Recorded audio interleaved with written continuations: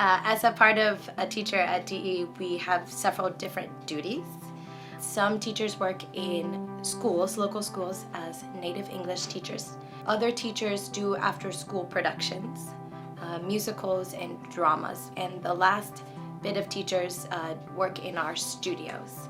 It was a little chaotic at times, but it soon became a routine and a part of the job to go to different places and be there at different times. I just learned to keep very close track of where I was going and where I needed to be. I've been mostly in a kindergarten, and so my lesson plans, like I'm 3 to 4-year-olds and 4 to 5-year-olds. So open up with a hello, how are you?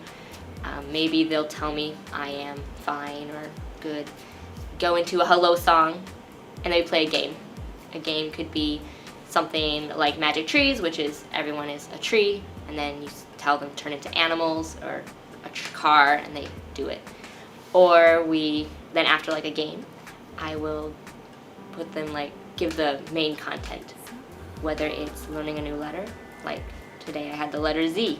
My experience, which has been really great, is they always have a teacher with me when I'm in the lesson. So in case things are really getting out of hand, they're able to calm kids down. A lot of what I do is working in the Dramatic English studios. So the main things that we try to do in our learning centres is we explore the story, and we do that through what we call process drama. So the teacher doesn't stand up there and tell the students what they have to do, which is very different from their normal school environment in Hong Kong.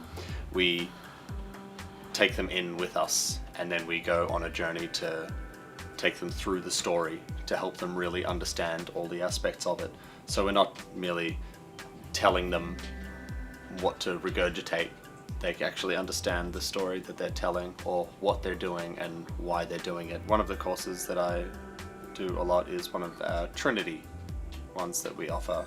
So the Trinity courses we offer to students in our learning centres allow the kids to learn a small performance or a passage or some mime, and they learn that over the course of a few months, and they perform it for a small panel.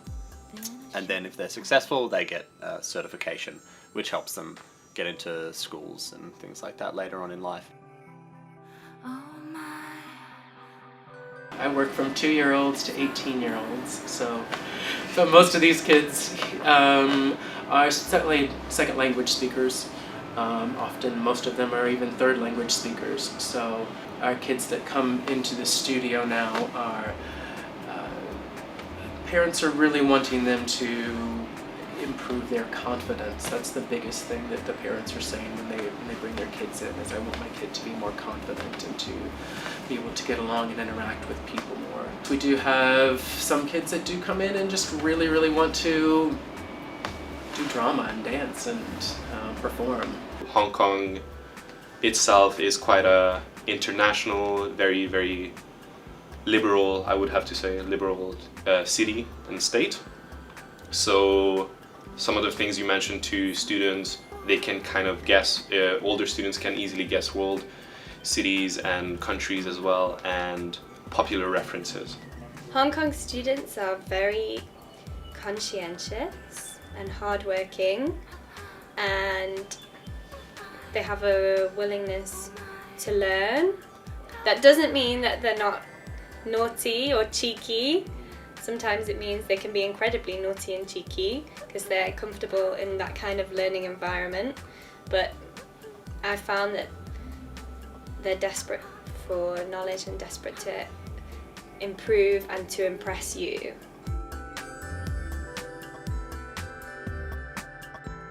One of the main ones would have been TIE, which is Theatre and Education.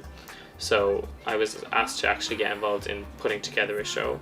So me and 2 other teachers actually wrote a show. We came up with the basic idea of what we wanted to do. We sat down and actually wrote it. Then we came up with the costumes we needed. We handed that over to the production department, and they gave us the costumes. We went through them. We directed it, blocked it, and then 3 of us actually starred in the show. Dramatic English has several different shows in rotation. I have personally done 3 of them. There is a puppet show geared for kindergarten students, which tells different fairy tales, and there is Another one that's geared a little bit towards all ages, which is talking about kids' life and making their future choices, and what they do now is going to impact them in the future. Lastly, there is a show geared towards secondary school students, which talks about not always judging a book by its cover, because what you see is not necessarily what you're going to get. Be prepared to be busy. Like I said, it is a very hectic lifestyle here, but it is a lot of fun. You make a lot of new friends here, and you're always doing new and great things. It's a very, very cool place. Hong Kong is a very diverse city. It is a good introduction to Asia, I think, because it has a lot of Western influence without being completely Western. The other thing I would say is just I would warn people that it's quite densely populated. So you have to expect a lot of crowded areas. The other thing I would say to them is to bring as much money with them as they can when they first come over. Financially, obviously, that first month is definitely the toughest. Is to travel around. I really enjoy public transit. The weather is still a little bit tough, especially, the summer. I do like winter, it's really nice. I think the only drawback would be that there's no heating. That's something that always be aware of when you're coming. They'll be like, oh, I came here and none of the stuff that I have is suitable. So bring your trousers from wherever cold country you're from, because trousers are expensive here, and if you don't bring them from over where you are, then you just have to buy a whole new ton of trousers, and it's really annoying.